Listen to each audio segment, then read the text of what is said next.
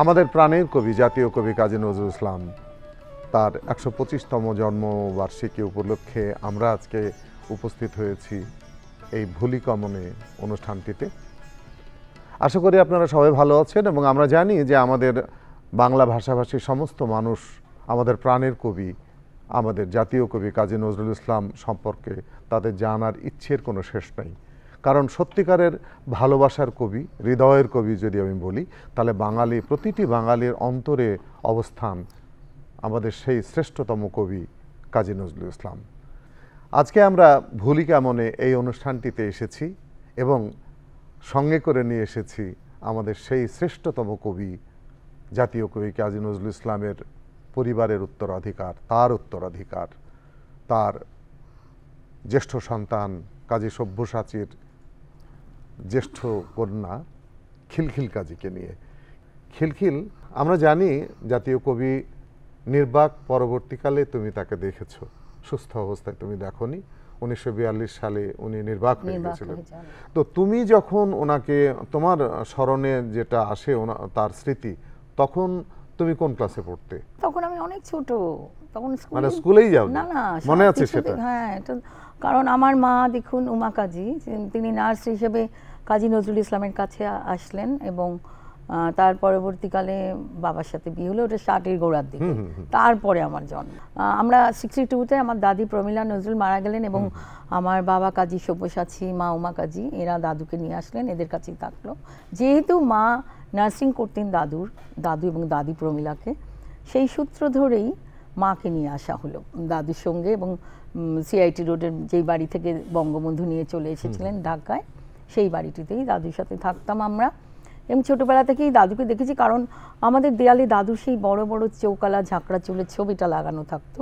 কিন্তু আমি যখন দাদুকে পেয়েছি, সেই ওই দাদুটাকে পাইনি, অন্যরকম একটা দাদু পেয়েছিলাম। আচ্ছা, তখন কি তোমরা বুঝতে পারতে যে এটাই হচ্ছে সেই শ্রেষ্ঠতম কবি? মানে আমি তো তখন অত তো বুঝিনি, ছোটবেলা এত উপলব্ধি হয়নি, কিন্তু আমি যখন স্কুলে যেতাম তার কবিতা ছড়া পড়ানো হতো, তখন বলতো, আমাকেই উঠে দাঁড়াতে বলতো, উঠিয়ে আমাকে দিয়েই পড়ানো হতো।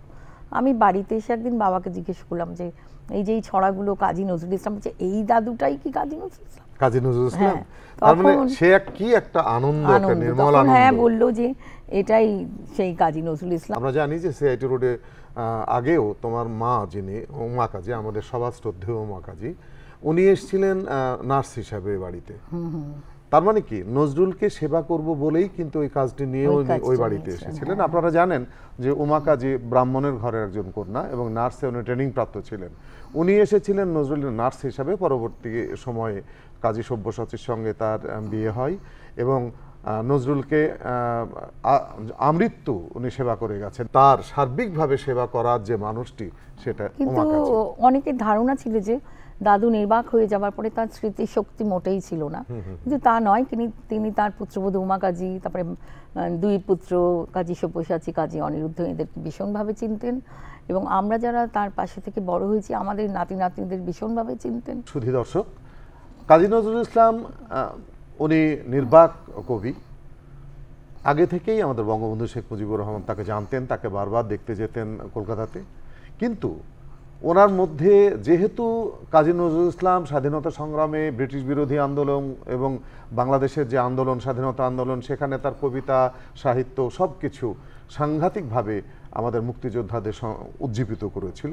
এই স্বাধীন বাংলাদেশে প্রতিষ্ঠা করার তার ইচ্ছে বোধ করি অনেক আগে থেকেই ছিল, যে কারণে এত এই স্বাধীনতা যুদ্ধের পরে একটা ঝঞ্ঝা যুদ্ধ বিধ্বস্ত একটি দেশে এত সমস্যা সংকুল একটি অবস্থার মধ্যেও উনি সবচেয়ে গুরুত্ব দিয়ে কলকাতা থেকে আমাদের জাতীয় কবিকে উনি নিয়ে এসেছিলেন, কাজী নজরুল ইসলামকে, এবং আমার বাংলাদেশের জাতীয় কবি হিসাবে প্রতিষ্ঠিত করেছিলেন। তো বোধ করি এটা তার অনেক আগে থেকে ইচ্ছে ছিল। অনেক আগে থেকে ইচ্ছে ছিল। মা প্রায় রাত 9টা বাজলেই বঙ্গবন্ধু চলে যেতেন আমাদের ধানমন্ডির বাড়িতে এবং আমাদের সাথে অনেক সময় আমরা চল চল গানটা গাইতে বলতেন, আমরা সবাই গাইতাম, উনিও গলা মেলাতেন। তা এইসব সৌভাগ্যের ব্যাপার। মানে ওনাকে তো ওইটুকু সময়ে যা দেখেছি, এত বড় মাপের একজন মানুষ এবং নেতা, কিন্তু তার স্বভাব সুলভ ছিল, একদম কাছের মানুষ, আপন জনের মতন। মানে আমরা কোনো সময় ভাবতে পারছি না যে ইনি সেই বঙ্গবন্ধু যার ভাষণ শুনছি রেডিওতে ছোটোবেলায়, আমি তখনও আসিনি, তখন 70 সাল 71 সালে যুদ্ধ হচ্ছে এবং এগুলো শোনাচ্ছে, তার কণ্ঠস্বর শুনছি এবং বাবা বলছেন ইনি সেই বঙ্গবন্ধু যার আহ্বানে বাংলাদেশ স্বাধীনতা লাভ করেছিল। এবং এই পর্যায়ে আমরা একটি গান শুনি। খিলখিল, তুমি কি গান গাইবে আজকে? আমার একটা খুব প্রিয় গান আছে, পিয়া গেছে কবে পরদেশ।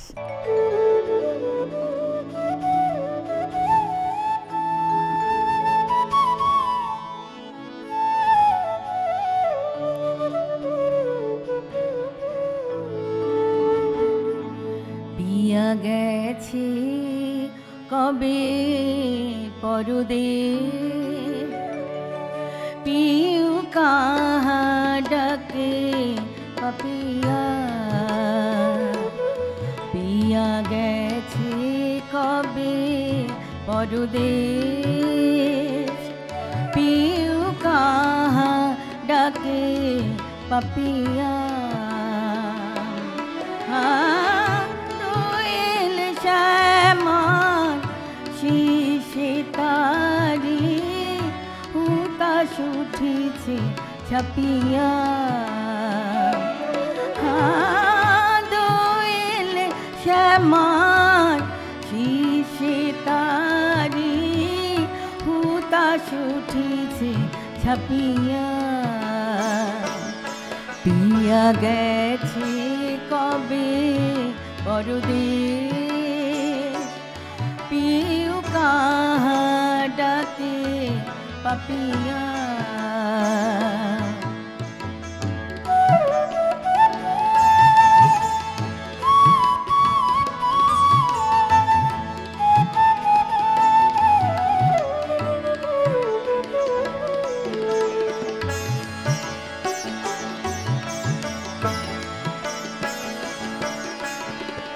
পাতারি আড়ালে মুখ ঢাকি মোহ মোহ কুহু ওঠে ডাকি, পাতারি আড়ালে মুখ ঢাকি মোহ মোহ কুহু ওঠে ডাকি। বাজে ধ্বনি তারে উহু, বাজে ধ্বনি তারে উহু,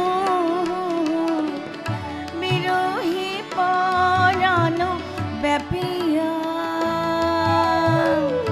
বিরহী পরাণ ব্যাপিয়া। পিউ কাহা ডাকে পাপিয়া, পিয়া গেছে কবে পরদেশ, পিউ কাহা ডাকে পাপিয়া।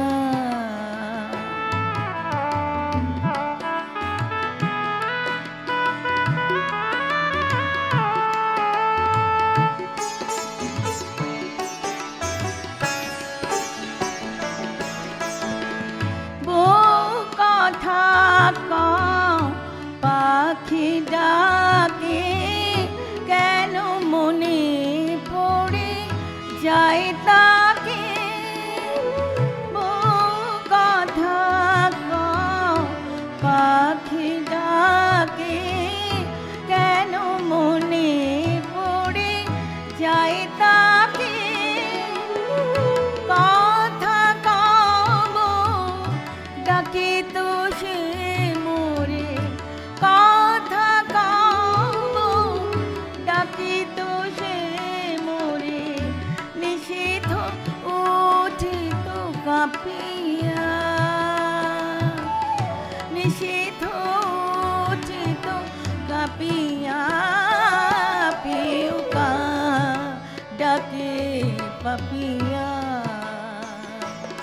পিয়া গেছে কবে পরদেশ, পিউ কাহা ডাকে পাপিয়া। দোয়েল শ্যামার শিশে তারি হুতাশ উঠিছে ছাপিয়া,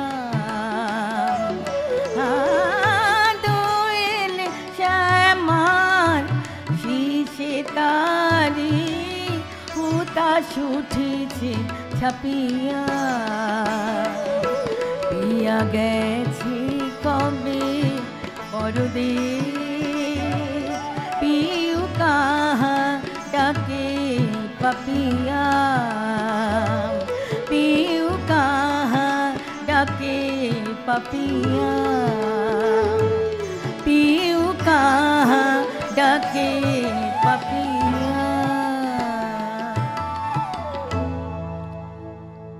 আমরা গান শুনেছি, আলোচনা শুনেছি, এবার আমরা একটা কবিতা শুনতে চাই, কারণ কাজী সব্যসাচীর জ্যেষ্ঠ কন্যা খিলখিল কাজী, তার কণ্ঠে আবৃত্তি শুনবো না, এটা হতেই পারে না। আমরা কি আবৃত্তি শুনবো এবার? ক্ষমা করো হযরত। আমার খুব প্রিয় এই কবিতাটি। আমাদের ধর্ম, আমাদের আচার, আমাদের অনুষ্ঠান সব কিছু নিয়ে নজরুলের মতন করে পূর্বে পরে কোনোদিনই কেউ এমন করে কাজ করতে পারেনি। আমাদের ধর্মীয় বিধি নিষেধ সমস্ত কিছুকে কি চমৎকার কাব্যময় করে উনি প্রকাশ করেছেন। শুনি আমরা ক্ষমা করো হযরত। তোমার বাণীরে করিনি গ্রহণ, ক্ষমা করো হযরত। ভুলিয়া গিয়াছি তব আদর্শ, তোমার দেখানো পথ, ক্ষমা করো হযরত। বিলাস বিভব দলিয়াছ পায়, ধুলি সম তুমি প্রভু। তুমি চাহ নাই আমরা হইব বাদশা নবাব কভু। এই ধরনের ধনসম্ভার সকলের তাহে সম অধিকার। তুমি বলেছিলে ধরণীতে সবে সমান পুত্রবধ, ক্ষমা করো হযরত। তোমার ধর্মে অবিশ্বাসীরে তুমি ঘৃণা নাহি করে, আপনি তাদের করিয়াছ সেবা ঠাঁই দিয়ে নিজ ঘরে। ভিন ধর্মের পূজা মন্দির ভাঙিতে আদেশ দাও নিহে বীর। আমরা আজিকে সহ্য করিতে পারি না কু পরমত, ক্ষমা করো হযরত। তুমি চাহ নাই ধর্মের নামে গ্লানিকর হানাহানি, তলোয়ার তুমি দাও নাই হাতে, দিয়াছ অমর বাণী। মোরা ভুলে গিয়ে তব উদারতা, সার করিয়াছি ধর্মান্ধতা। বেহেশত হতে ঝরে না কোয়ার তব রহমত, ক্ষমা করো হযরত। তোমার বাণীরে করিনি গ্রহণ, ক্ষমা করো হযরত। ভুলিয়া গিয়াছি তব আদর্শ, তোমার দেখানো পথ, ক্ষমা করো হযরত। ছোটবেলায় তোমাদের বাড়িতে গান কবিতার একটা আলাদা রকম আসর, আলাদা রকম একটা আবহ দেখেছো ছোটবেলা হলেও। সেই তখন কবি নজরুল বা কবি নজরুলের কবিতা গান যে এত জনপ্রিয়, তোমাদের বাড়ির পরিবেশে তো তোমরা বুঝতে পারতে। তো কারা তোমাদের বাড়িতে আসতেন একটু যদি বলো? দাদুর বন্ধু বান্ধব যারা তখন ছিলেন, যারা তার কাছে গান শিখেছেন, আঙুরবালা, ইন্দুবালা দেবী, তারপরে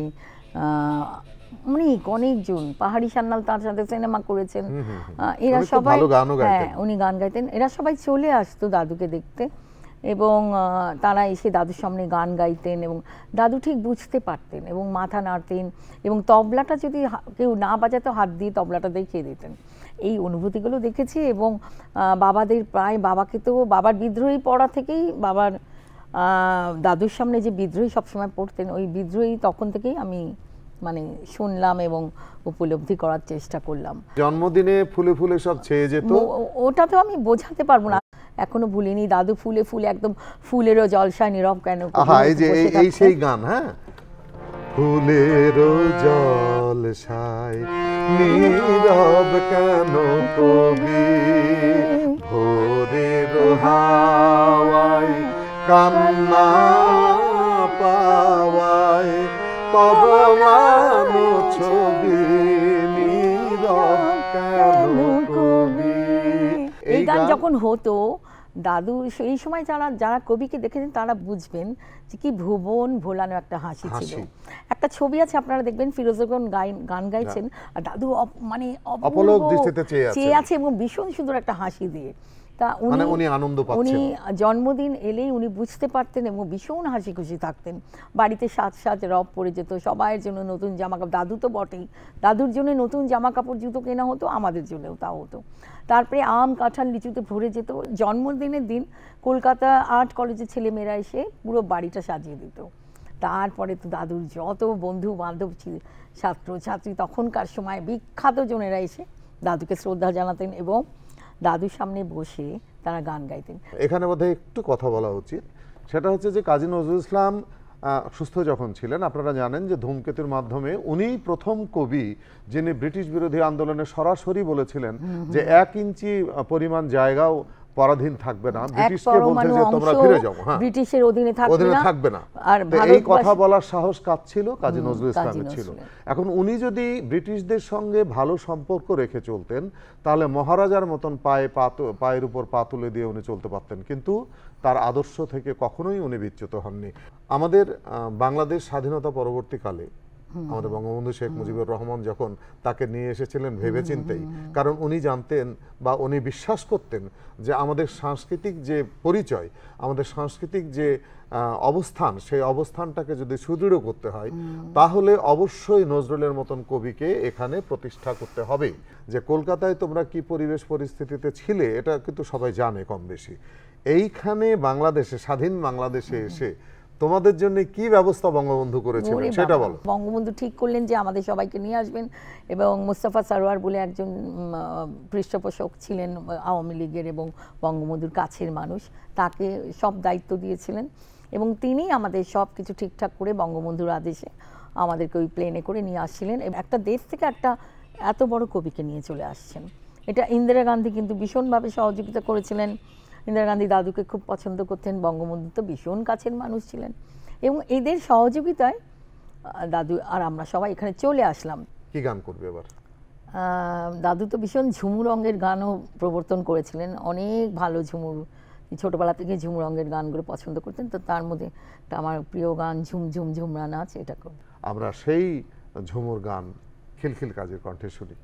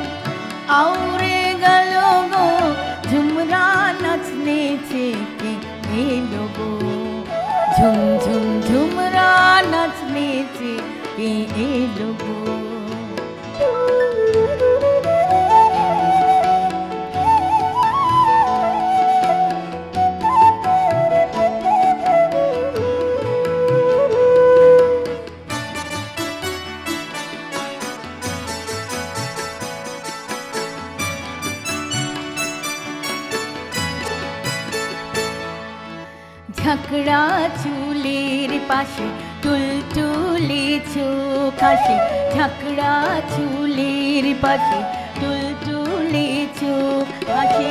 কতই চলে মৌরলা মাছ যেন খেলে বেড়ায় গো কালো জলে। মৌটুসির মৌ পেলে ভোমরা রয় তাকিয়ে, মৌটুসির মৌ পেলে ভোমরা রয় তাকিয়ে। গুরুজনের মতো বটের তরু দাঁড়িয়ে জট পাকিয়ে। আমলকির গাছের আড়ালে লুকিয়ে দেখি, দেখতে কি তা পেল গো, দেখতে কি তা পেল গো, ঝুমরা নাচনে চেকে এলো গো, ঝুম ঝুম ঝুমরা নাচনে চেকে এলো গো। শৈল দেখে আয়, শৈল দেখে আয়, ঝুমরা নাচনে চেকে এলো গো, ঝুম ঝুম ঝুমরা নাচনে চেকে এলো গো, ঝুম ঝুম ঝুমরা নাচনে চেকে এলো গো। কবি নজরুল ইসলাম বলেছেন যে সবাই আমাকে বিদ্রোহী বলে একটা ভীতি সৃষ্টি করে, কিন্তু উনি কি শুধু বিদ্রোহী কবি? উনি কি না? তার মধ্যে এত প্রেম ছিল বলেই তো তো তাহলে বিদ্রোহী আমরা হতে একটু একটু ওই পেরেছে। ধরনের একটা কবিতা আমরা শুনি না? হ্যাঁ, আমি আসলে না, কবিতা মানেই সমগ্র কবিতা দিয়েই তৈরি হয়েছিল কাজী সব্যসাচী। তার বাবার যত কবিতা বলুন, রবীন্দ্রনাথের, জীবনানন্দ দাশ, সবাইকে নিয়ে কাজী সব্যসাচী। একটি শান্ত সৌম্য প্রেমের কবিতা শুনতে চাই এবার। হ্যাঁ, ওই কবি রানী। সুপ্রিয় দর্শক, আমরা এবার খিলখিল কাজীর কণ্ঠে কবি রানী কবিতাটি শুনি। তুমি আমায় ভালোবাসো তাই তো আমি কবি, আমার এরূপ সেজে তোমার ভালোবাসার ছবি। আপন জেনে হাত বাড়ালো আকাশ বাতাস প্রভাত আলো, বিদায় বেলায় সন্ধ্যা তারা পূবের অরুণ রবি। তুমি ভালোবাসো বলে ভালোবাসি সবই, আমার আমি লুকিয়েছিল তোমার ভালোবাসায়। আমার আশা বাইরে এলো তোমার হঠাৎ আশায়। তুমি আমার মাঝে আসি অসিতে মোর বাজাও বাঁশি, আমার পূজার যা আয়োজন তোমার প্রাণের ছবি। আমার বাণীর জয় মাল্য রানী তোমার সবই, তুমি আমায় ভালোবাসো তাই তো আমি কবি, আমার এরূপ সেজে তোমার ভালোবাসার ছবি।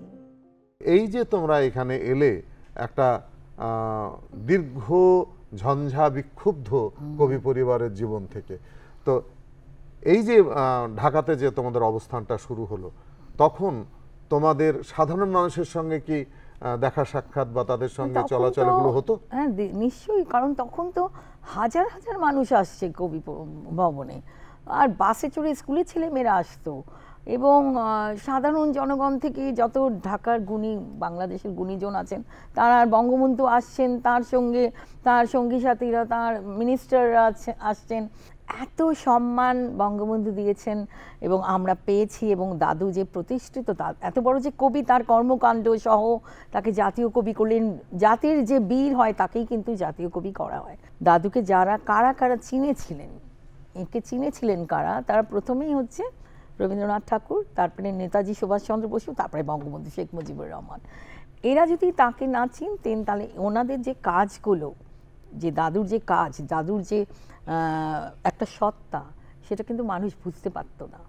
এদের জন্যই কিন্তু কাজী নজরুল আজকে সবাই আমরা তাকে প্রাণে নিয়ে বসে আছি। আমার মনে হয় এই পর্যায়ে আমাদের আরেকটি গান শোনা উচিত। আচ্ছা, আমরা কি গান শুনবো এবার? এবার ভুলি কেমন।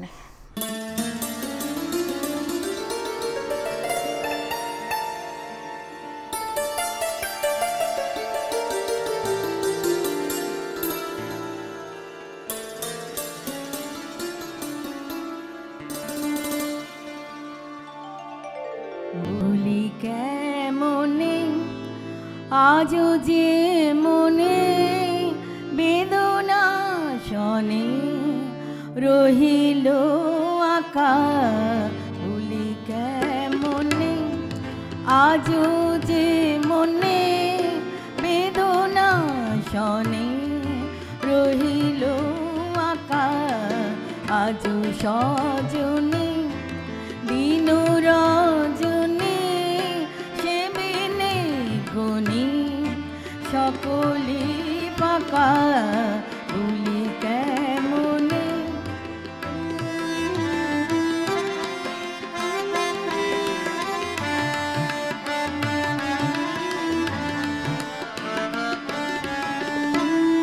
আগে মন করলে চুরি মর্মে শেষে আনলে ছুরি আগে মন করলে চুরি মর্মে শেষে আনলে ছুরি এত সঠতা এত যে ব্যথা তবু যেন তা মধুতে মাখা এত সঠতা এত যে ব্যথা তবু যেন তা মধুতে মাখা ভুলি কেমনে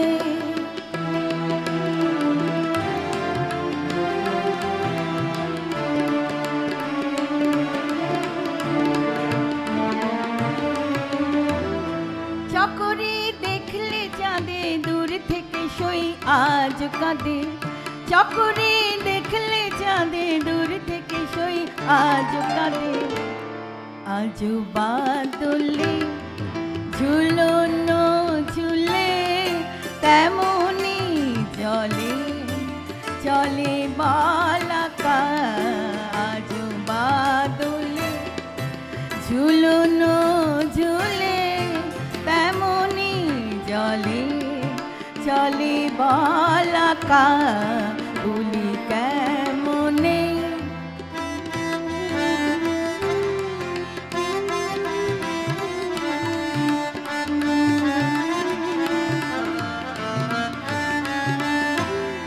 বকুলের তলায় দোদুল কাজলামি কুড়াইল ফুল বকুলের তলায় দোদুল কাজলামি উড়াইল ফুল চলে না গরি কাখি গাগরি চরণ ভারী কোমর বাঁকা চলে না গরি কাখি গাগরি চরণ ভারী কোমর বাঁকা ভুলি কেমনে আজও যে মনে বেদনা শনে রহিল আকা আজও সজনে দিন রজনী সে বিনে গুণী সকলি ফাঁকা ভুলি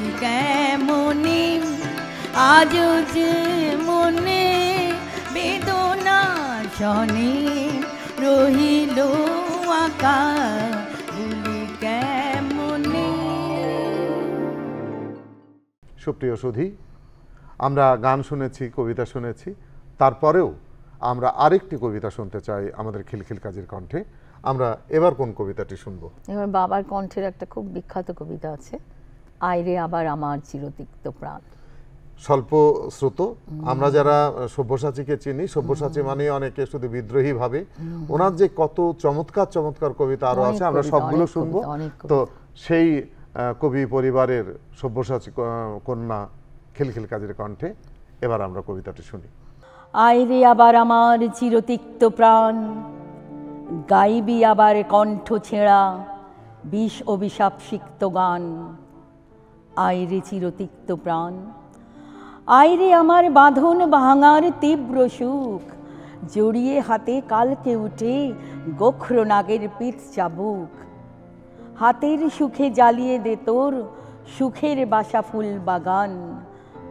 আইরে চিরতিক্ত প্রাণ, বুঝিস নি কি কাঁদাই তোরে তোরই প্রাণের সন্ন্যাসী।